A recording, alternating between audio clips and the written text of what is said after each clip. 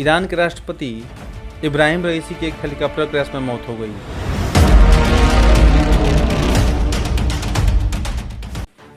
इनके साथ इनके विदेश मंत्री समेत और 9 लोगों की मौत हो गई है। इनका हेलीकॉप्टर क्रैश रविवार को हुआ था, लेकिन इनकी मौत की पुष्टि सोमवार को की गई। समाचार एजेंसी रॉयटर्स के मुताबिक एक ईरानी अधिकारी ने ये बताया कि क्रैश में हेलीकॉप्टर पूरी तरह से जल गया था और जहाँ पे ये हादसा हुआ था वहाँ मौसम बहुत ख़राब था। राष्ट्रपति रईसी रविवार को अजरबैजान में कीज कलासी और खोदाफरीन बांध का उद्घाटन करने गए थे। इसके बाद रईसी तबरेज़ शहर की ओर जा रहे थे। ये तबरेज़ शहर अजरबैजान प्रांत की राजधानी है। इसी दौरान रास्ते में इनका हेलीकॉप्टर दुर्घटना का शिकार हुआ। इनके विदेश मंत्री अब्दुल्लाहियान की सऊदी अरब के साथ डिप्लोमेटिक संबंध बनाने में अहम भूमिका थी। ये इजराइल और हमास जंग के बीच हमास के लिए सपोर्ट भी जुटा रहे थे। अब आइए जानते हैं ईरान के राष्ट्रपति इब्राहिम रईसी के बारे में। इनका जन्म 1907 में ईरान के एक मशहद शहर के शिया परिवार में हुआ था। इनकी पढ़ाई लिखाई शिया मदरसे में ही हुई और इन्होंने 1989 में ईरान के शाह मोहम्मद रिजा पहलवी के खिलाफ क्रांति किया। इस्लामिक रिपब्लिक ऑफ ईरान नाम से खुमैनी ने एक पार्टी बनाई और इब्राहिम रईसी इस पार्टी के सदस्य भी थे। 25 साल की उम्र में ये न्यायपालिका का हिस्सा बन गए और उसी दौर में मुजाहिदीन खल्क नाम से एक संगठन का उभार हुआ।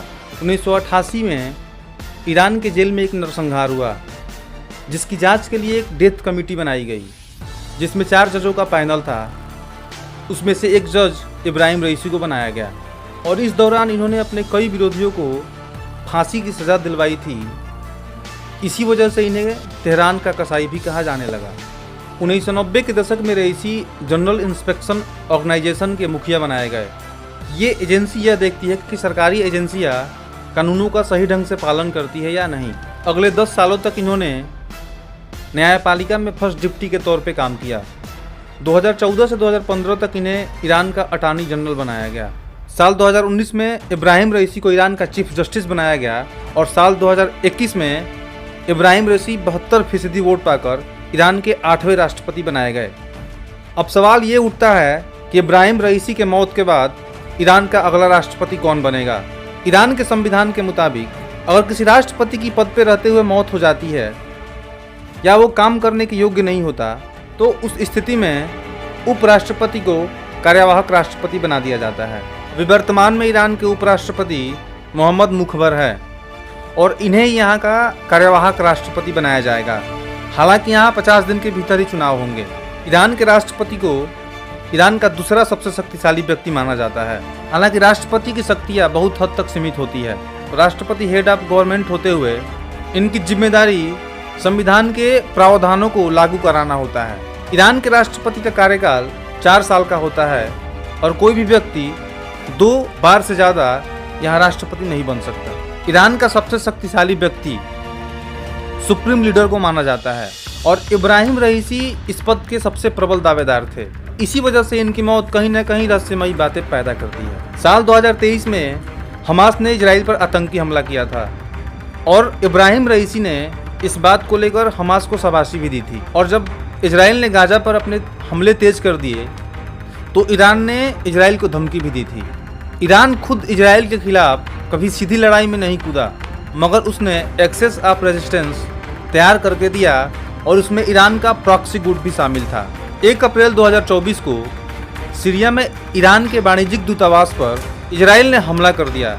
इसमें ईरान के IRGC के 2 सीनियर कमांडर समेत 7 लोग मारे गए। ईरान ने हमले का आरोप इजराइल पर लगाया और कहा कि हम बदला लेंगे। अप्रैल को ईरान ने 300 से ज़्यादा मिसाइल और ड्रोन से इजराइल पर हमला कर दिया और ये हमला इतिहास में पहली बार था कि ईरान ने सीधा हमला इजराइल पर किया था और ये सारी चीज़ें इब्राहिम रईसी के कार्यकाल में हुआ था। इनके ही कार्यकाल में हिजाब विरोधी प्रोटेस्ट भी हुए थे। हालांकि अमेरिका और इजराइल ने रईसी के मौत पर चुप्पी साध रखी है। हेलीकॉप्टर क्रैश होने के बाद से चर्चा है कि इसमें इजराइल के खुफिया एजेंसी मोसाद का हाथ हो सकता है।